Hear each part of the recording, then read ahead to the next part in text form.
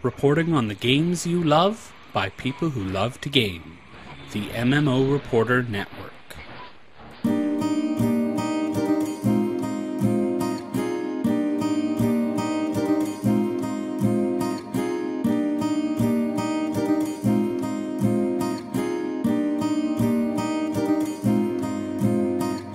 You're listening to LOTRO Reporter on the MMO Reporter Network. Brought to you by Audible. Go to audiblepodcast.com/MMO Reporter to get your first month free. And by Doghouse Systems. Go to doghousesystems.com and use the coupon code MMO Reporter to get a free 120 gig SSD with your purchase.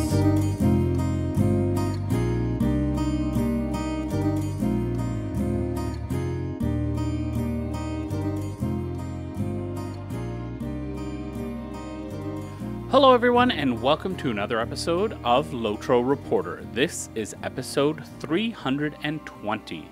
I'm Chris, and I am talking to you this week about the Mordor expansion for the Lord of the Rings Online. Now, I've been trying to stay out of the discussion and try to look at as little as possible of the online news and discussion and sort of analysis of all of the different stuff, because I really wanted to come into this video with my own thoughts without being affected by what other people are talking about out in the community. So I really haven't looked at what other people are saying, although I do want to thank a few Twitter users who helped me out with finding some more information about some of the older pricing for some of the expansions.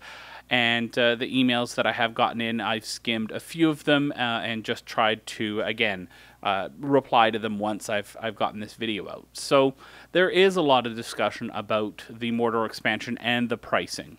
Before we get into my thoughts on that, though, let's look, for those of you who have been hiding under a rock and haven't seen the pricing yet for the Mordor expansion, let's take a look at the three different editions that are available.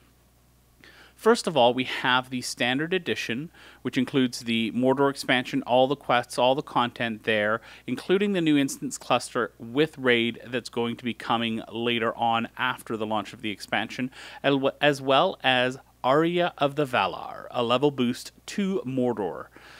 So that one is priced at $39.99.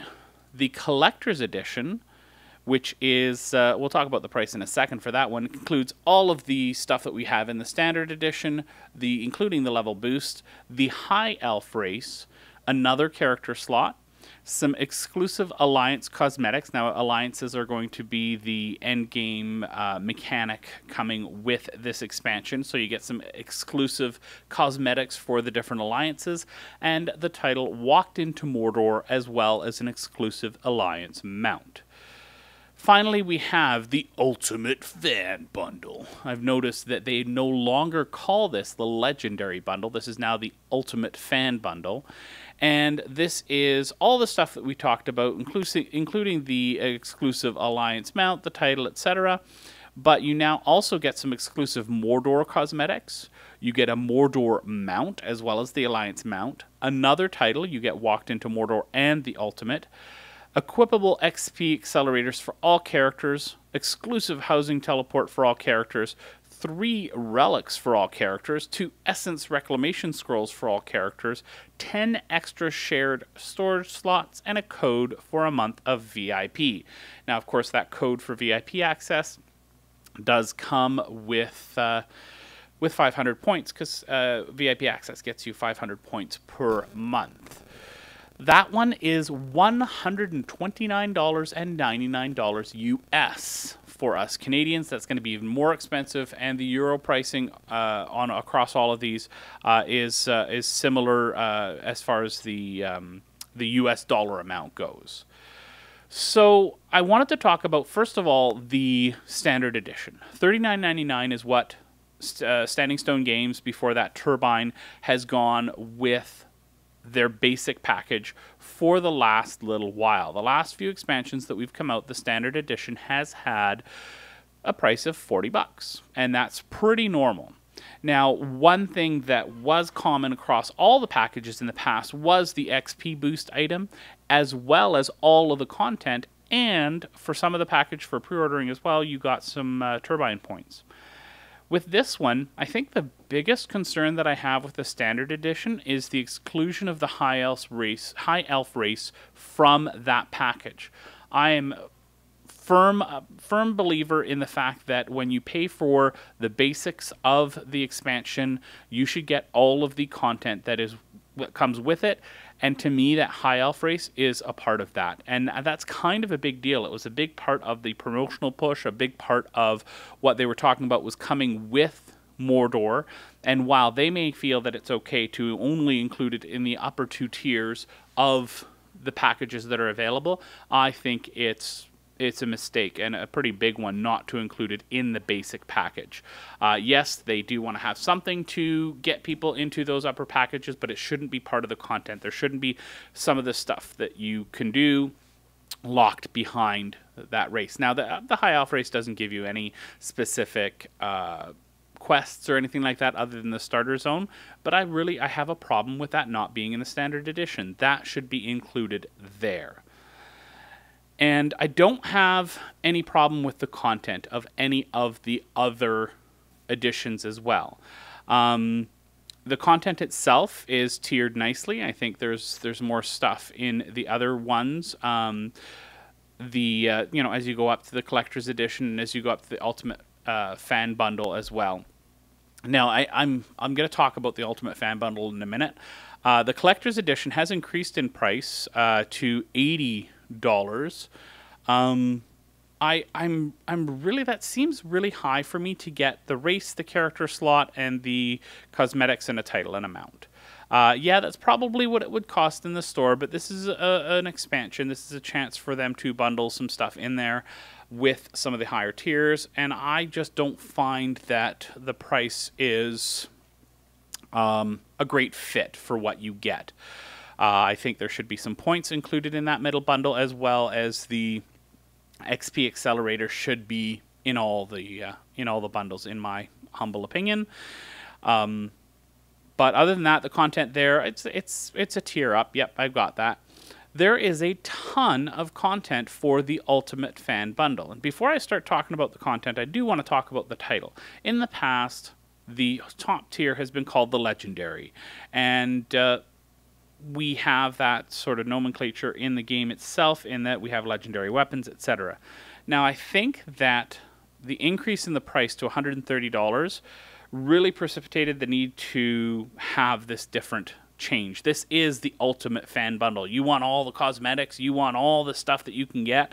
This is the pack for you. And that price is a little fanboy high. This is something that is a really, really high price, and it's not a price point that that Standing Stone Games and Turbine before them have really approached in the past. They haven't ever really gone for this price point before. If I remember correctly, at one point they had lifetime accounts on sale for $199, and that was a great deal. That's only, $70 more than what this package is, and that lifetime account definitely has more value than this. That being said, the items that you have in the bundle are useful. They're nice to have the titles. I'd love to have the mounts and the cosmetics. I'm especially a mount fan. I love all the mounts. Cosmetics are not as big of a deal. I tend to stick to an outfit, but it'd be nice to have them.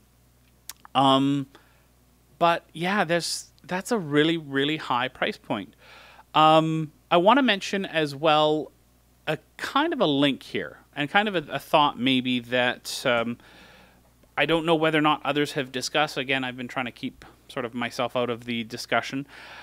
I think that some of this may have to do with the publisher, with Daybreak Games. Dave, if you don't remember, because it really hasn't been a big deal, you don't see a lot of their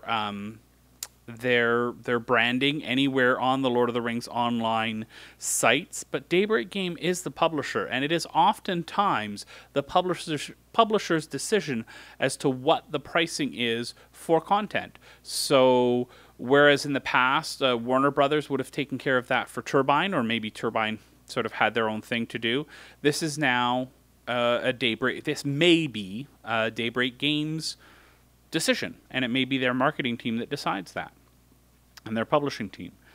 So I took a look, and I did get an email from a listener that was actually sent to MMO Reporter, because we kind of talked about Lord of the Rings Online for just a couple minutes on the last MMO Reporter MMO Reporter show. I just wanted to say, we did get an email from Bernard who sent me sort of in this direction for Daybreak Games. And so I looked at the latest expansion for EverQuest 2. And they have 3 bundles as well. And they call them the Standard Collectors and Premium Edition.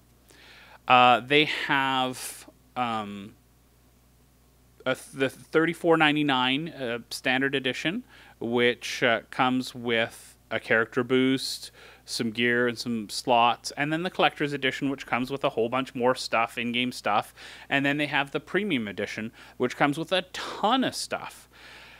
Those prices, $34.99 for the Standard Edition, $89.99 for the Collector's Edition, and $139.99, $140 instead of $130 for the Premium Edition, very similar in pricing to what the Lord of the Rings Online has. So this may not be a Standing Stone Games decision, although I'm sure they were involved in the discussion. This may be Daybreak Games. I don't know. I think it's a good question to ask. So, here's what it comes down to for me, and I've been giving this a lot of thought and going back and forth on my thoughts for this. I do think, other than the lack of the High Elf race, I do think that the Standard Edition is priced right. I think the High Elf race should be there, but I do think that $40 is about right for the expansion. If you go back and you look, this is very similar to the pricing that we've had for quite a number of years. Go back to Siege of Mirkwood. They didn't have a cost for that one, but they had these $20 Adventurers pack that you could get for that. Mordor was a little expensive, more expensive. It was the first expansion after the launch of the game, and the game was still much newer then. But I do think $40, especially for a free-to-play game, this is the way that they need to monetize. I don't have a problem with that price. And I'm going to be quite unpopular, I'm sure, but I don't think that there's anything wrong with the pricing that they have for the other 2 editions as well. The reason for that is that base edition has everything you need to do to get into Mordor and to play the game. That's what you need to play the expansion. That's what you need to get through the content. That's all you have to pay if you want to do this. The others are simply cosmetics, titles, mounts. They're not going to be faster mounts as far as I can tell. They're just going to be different skins on the mounts. And if Daybreak and Standing Stone Games wants to price these at this level, that is their choice. That is their right. That is what they can do. And the only thing that we can do as players is vote with our wallets. We can look at this and say, hey, I like what's here. I'm willing to pay $80 to get this stuff. I'm willing to pay $130. I am an Ultimate fan. I want all this stuff. I'm going to get it. And so it's really an interesting change to the pricing to bump it up. I believe the last one was $99 was the highest tier. To bump it up $30. But it's not going to change the way that the game is developed. It's not going to change the way that players experience Mordor. It's not going to change the quality of the quests that we have in Mordor, the quality of the instances and raids that are going to be coming in the future. It's not going to change any of that. So what it comes down to is if you don't like it, don't buy it. If you want some of the stuff that's there, well, maybe some of it will come to the store in the future. Most likely, most of it won't, because they've got exclusive right there. So the only way that you're going to get these is through these purchases, through these bundle purchases. But it's not something that insulting to the community. It's not anything that is derogatory to the community. It's not Standing Stone Games being greedy or really taking advantage of the community. Not at all. That would be if they put the base package for the game at $70. If you want to play this, you got to pay this much money. They didn't do that. They've still got the base bundle there. Again, should have the High Elf race, but that's their choice. So it's not the end of the world. And I did look through, and I spent quite some time looking through at some of the old bundles, and it was very similar as far as stuff in the bundles. I think Riders of Rohan may have had a little bit more mounts when you got to the upper one. I think because you had the 3 color schemes that you could get for the cosmetics and for the mounts as well. And see, Mirkwood didn't have any packs like this, right? It just had the Adventurers packs that you could get. So I really think I encourage all of you who are angered by the pricing or who are disappointed by the pricing, vote with your wallet. If you just, okay, you want to get through this, just buy the standard edition. Or several months down the road, I'm sure this will come up on the store for in-game points. So just bide your time, and then you can get into Mordor just a little bit late. Maybe you walked a different route than everybody else, and you just got there a little bit late. That's my thoughts. That's what I think about all of this. I have jumped back into LOTRO quite a bit in the last little while, and I'm finalizing everything. I finished the story at the outskirts of the Black Gate, and I really enjoyed it. And it was a good chunk of content, a good amount of stuff to do in there, lots of combat, lots of fun combat, a little bit more running around than I tend to like, but hey, that's LOTRO. And I'm really excited for the Mordor expansion. I'm excited not just for the content, but for the new music from Chance Thomas, for the conclusion of this part of the story of the Ring, and getting to that conclusion. Yeah, we know what happens, but we've invested for 10 years into these characters as they've gone through Middle-earth. Now let's get the Ring taken care of and see what else is in store for us. As was mentioned in my previous interview, there's a bunch of content at the end of this expansion which is leading into the next chunk of story. So we get not just to finish this chunk of story, but to start something new, start something fresh. And I'm incredibly excited for that. I would really, really like to hear what you think, though, and your thoughts on the pricing for Mordor. Whether you think I'm absolutely wrong, that this is an insult to the community, a slap to the face, and everyone at Standing Stone Games should be ashamed of themselves, or whether you think, as I do, that this is not necessarily a big deal. Really, really would love to hear what you think. Feel free to send us emails or messages and let us know your thoughts on all of this. Let us know your thoughts on Update 20, the Outside, the Black Gate content, all that sort of stuff. Would really love to hear what everyone is liking or not liking about all the content, and just basically let us know how you think the game is going and whether or not you've purchased any of the bundles for Mordor. If you want to get a hold of us, you can send us an email at lotro.reporter@gmail.com. Send us a message on Twitter at LOTROReporter. Check us out on Facebook. Just search for LOTRO Reporter. We do have a voicemail. If you want to send us a voice message, that's 616-666-6778. And of course, you can check out all the podcasts at MMOReporter.com. Thanks for listening, everyone. I hope that you enjoyed this week's show. I hope that you come back again next week, but most importantly, I hope to see you in game.